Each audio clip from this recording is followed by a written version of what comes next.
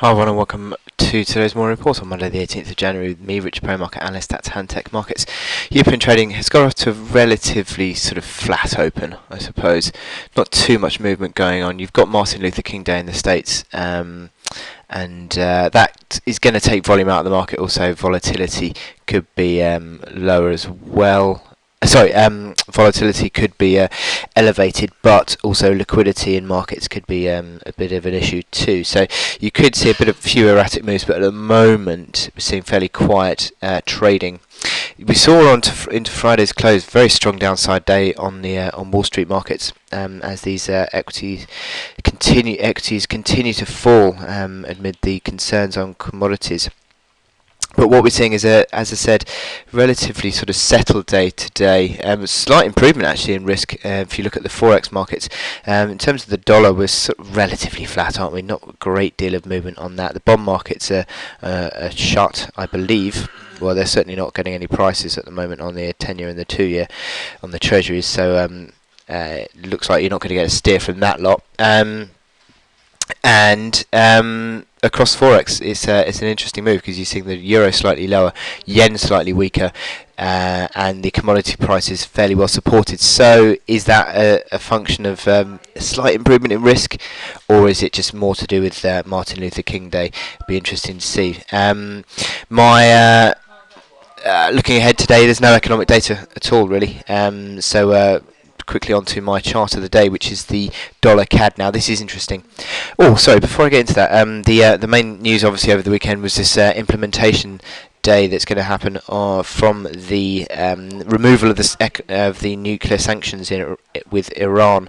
The International Atomic Energy Agency had decided that Iran have met its requirements as laid out in the nuclear treaty or nuclear sanctions, anyway, and that means that Iran is now free to supply oil to the rest of the world, and that is again just increasing the downside pressure on oil today. Now, it's interesting because we've seen overnight a slight improvement actually in the dollar CAD chart. And dollar CAD is very much moving on this oil price at the moment. Look at how overbought it got on Friday. 86, almost 87. On that. Now that is an incredibly overbought scenario that we've seen on this CAD chart, and what we've got is probably the most overbought since early 2015, which is incredible. So a very, very significant move. Now what we have got on this dollar CAD chart is this run higher. Now that I've taken as a sort of a falling wedge / flag pattern, and you can measure that from the low that we saw to 32.90 area, measured from there, from 34 figure, sorry, from 140 figure, projected from the bottom of that. He actually gave you an upside target around about that 45.50 mark, which has been met. And now what we're seeing today is what looks like it could be a bit of a shooting star candle. Now, again, this is very early, and again, this is not with any real US trading, so this could easily be a false signal today. But this is happening when the RSI is hugely overbought. And obviously the technical target from that breakout has been met as well. So we're going to look on the hourly chart to see what we've got here. Now we've got a broad uptrend. It's not great because it's slightly broke to that low there. So it's a sort of a broad gauge. I wouldn't class it as a massively good signal. And the move to the upside continues. But within that, you could easily see a correction.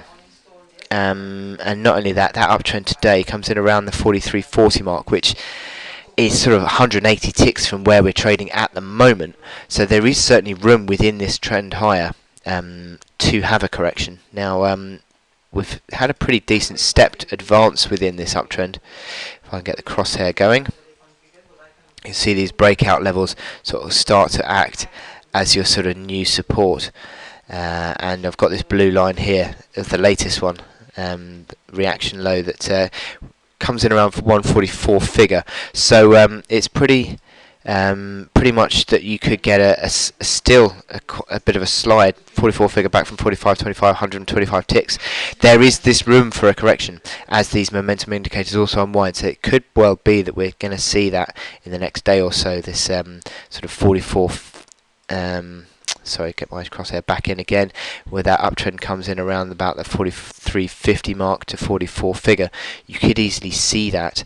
So I'll be very interested to see how this one goes, because if we start to see the profit taking come in, we could even see a bit of a correction. And again, as I said in the Moore report, it's a very important distinction to make between a profit taking and going short. I wouldn't necessarily be going short. I'd be taking profits on long positions if that's what their positions are, because I think trading against such a strong trend is a dangerous game. But I wish you good luck in your trading today, and I will speak to you later. Thank you.